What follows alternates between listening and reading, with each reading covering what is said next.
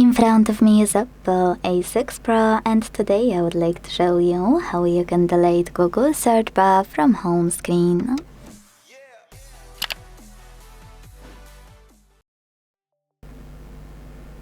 First of all, you need to hold your search bar and wait for the pop-up to show. When it does, click on it and confirm your choice in the second pop-up by tapping on Remove. So when I do that, as you can see, my search bar was successfully deleted. In case you wanna restore it, I will show you how to do that too.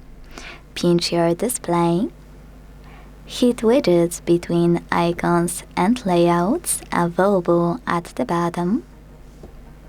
Scroll to find Google section, and when you do, look for the search bar by swiping to the left.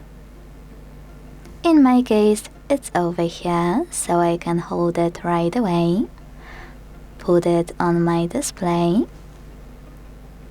and click on Home button. Now to resize it, hold it again, and use those dots on the left or on the right. Hold the chosen one and drag it in a direction you want. Then tap on your display. Thanks so much for watching. If you enjoyed this video, leave a like, comment, and subscribe. Bye!